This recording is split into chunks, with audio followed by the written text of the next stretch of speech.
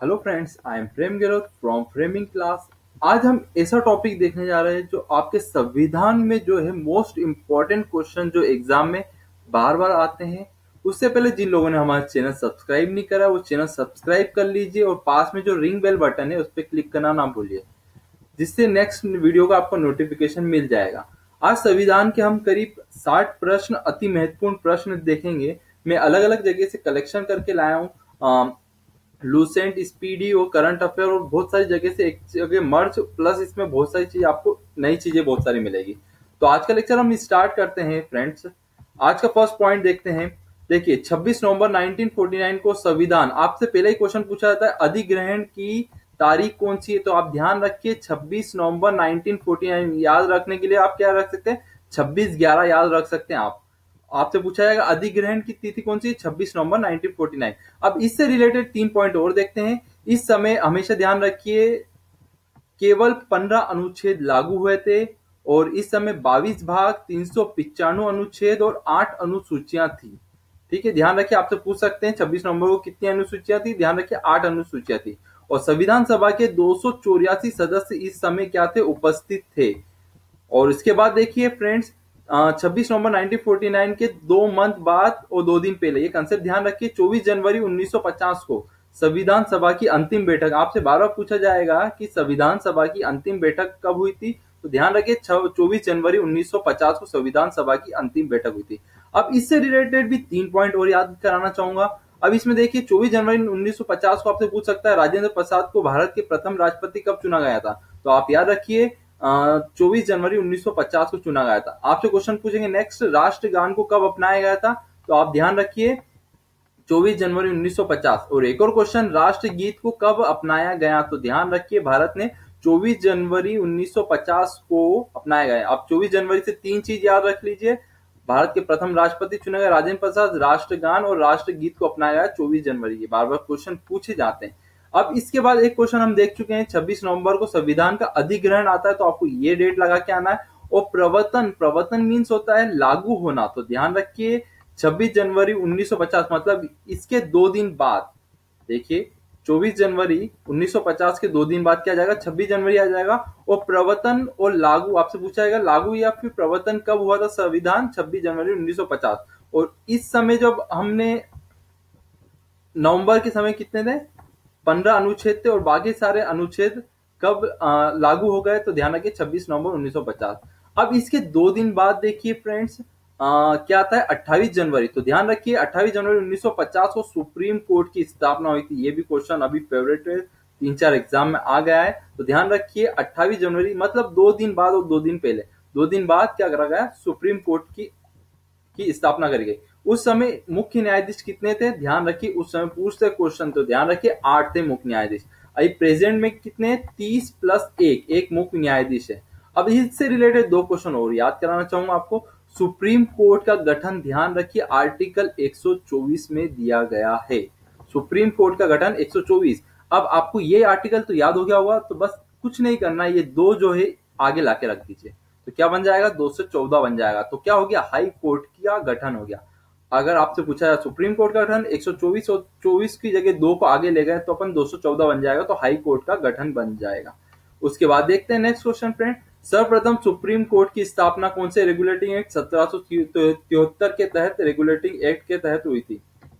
उसके बाद most important question पूछा जाता है सुप्रीम कोर्ट का, एक और सुप्रीम कोर्ट के प्रथम, एक और क्वेश्चन देखिए, सुप्रीम कोर्ट की स्थापना कब हुई, 1935 भारत सरकार अधिनियम, ये भारतीय इसके है सुप्रीम कोर्ट के। अब इससे रिलेटेड और क्वेश्चन देख ले, सुप्रीम कोर्ट के प्रथम मुख्य न्यायाधीश कौन थे, ये मिसलेनियस क्वेश्चन है, हीरालाल जे कानिया है। सुप्रीम कोर्ट की प्रथम महिला न्यायाधीश, ध्यान रखिए फातिमा बीबी। और अभी लेटेस्ट पूछा जाएगा वर्तमान में सुप्रीम कोर्ट के मुख्य न्यायाधीश कौन है, तो ध्यान रखिए फ्रेंड्स ये करंट अफेयर का क्वेश्चन है और एग्जाम में अभी पूछा जाएगा, एसएससी सारे एग्जाम में। तो ध्यान रखिए न्यायमूर्ति दीपक मिश्रा कौन है, अभी सुप्रीम कोर्ट के अध्यक्ष हैं। तो ध्यान रखिए इनसे पूछा जा सकता है, तो आप कंफ्यूज मत हो, ये 45वें नंबर के, ध्यान रखिए 45 नंबर के पूछ सकते हैं कि सुप्रीम कोर्ट के न्यायाधीश कौन से, तो आप ध्यान रखिए दीपक मिश्रा है, तो इसमें कंफ्यूज मत होइए, ये भी ध्यान रखिए।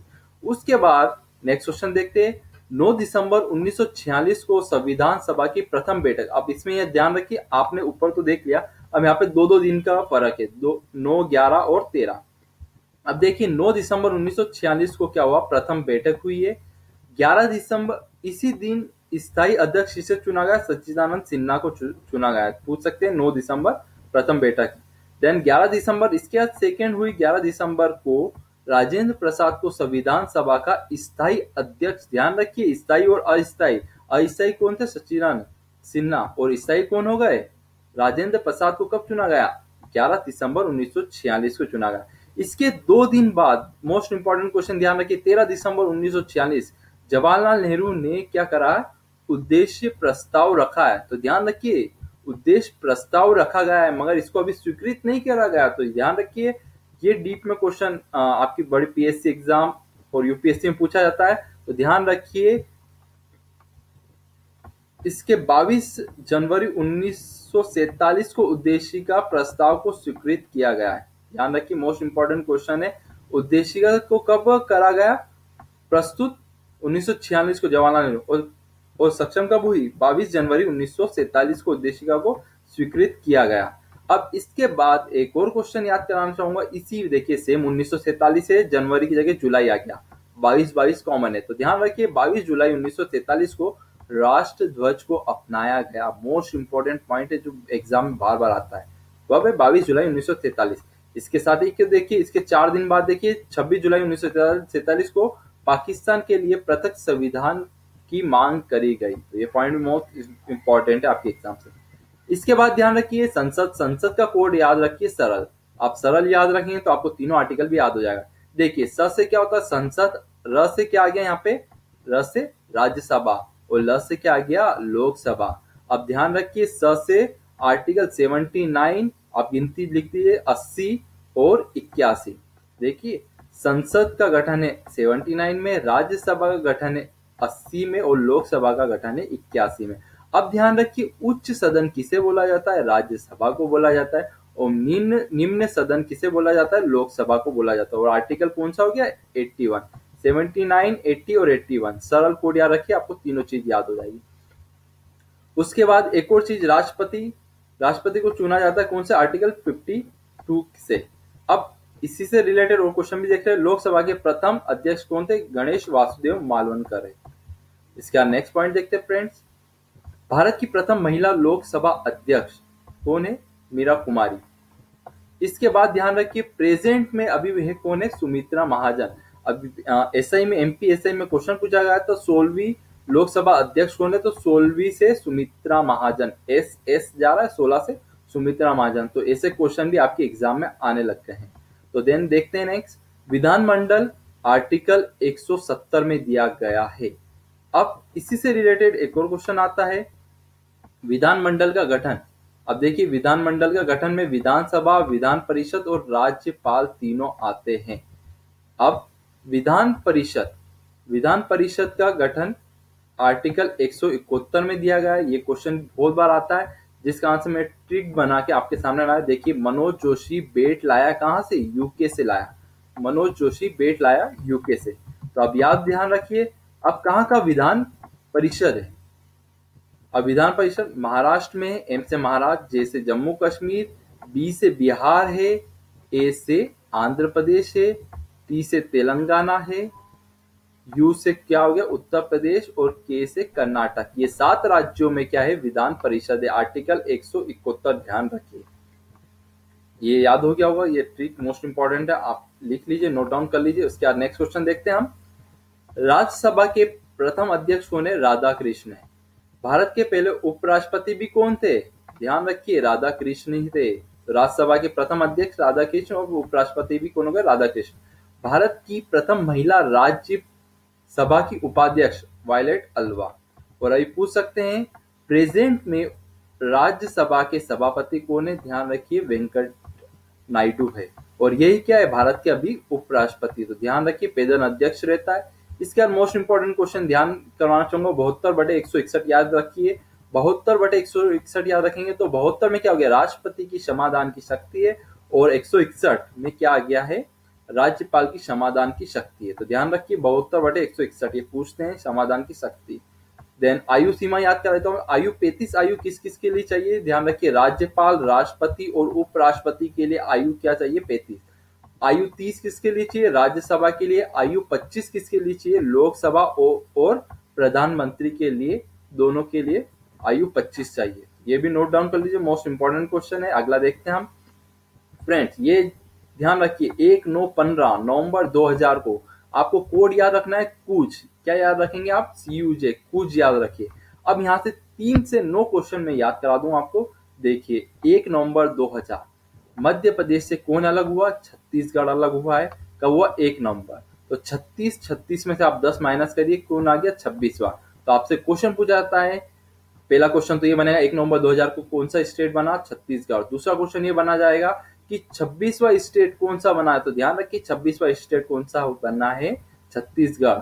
देन देखिए पहले C से छत्तीसगढ़, U से उत्तराखंड और J से झारखंड। तो कौन सा गया? 26, 27 और 28। 9 नवंबर 1/9/15 याद रखिए CUJ, 1/9/15 CU और J कूच। अब 9 नवंबर को कौन सा बना है? उत्तर प्रदेश से कौन अलग हुआ? उत्तराखंड। 27वां स्टेट कौन सा बना है भारत का? तो ध्यान रखिए उत्तराखंड। फिर 15 नवंबर को कौन सा बना है? बिहार से कौन अलग हुआ? झारखंड। और ये कौन सा बन गया है? 28वां स्टेट बना है। तो मोस्ट इंपॉर्टेंट 26, 27, 28 मोस्ट इंपॉर्टेंट आपको याद हो गए होंगे। देन 29वां स्टेट कौन सा बना है? तेलंगाना बना है 2 जून 2014 को। यही मोस्ट इंपॉर्टेंट है, बहुत बार एग्जाम में पूछा गया। 2 जून 2014 याद ध्यान रखिए। इसके बाद पूछा जाता है लघु संविधान कहा जाता है। तो ध्यान रखिए 42वें संविधान संशोधन हुआ है 1976। आपको 76 याद रखना है। तो देखिए 4 और 2 ऐड कर दीजिए, क्या बन जाएगा? 6 बन जाएगा। तो ध्यान रखिए लघु संविधान 1976, 42वां संविधान संशोधन।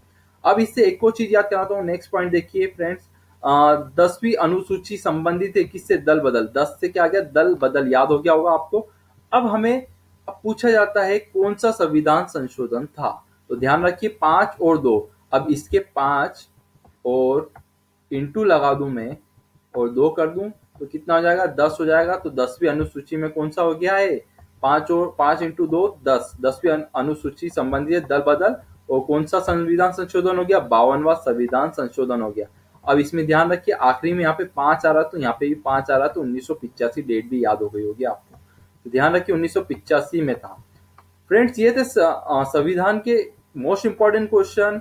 आपको ये लेक्चर कैसा लगा? लाइक और सब्सक्राइब जरूर करिए और शेयर करना ना भूलिए। अगर आप शेयर करते जाएंगे तो इसी तरह के मैं वीडियो और कलेक्शन करके इस तरह के वीडियो बनाऊंगा मैं। Thank you so much.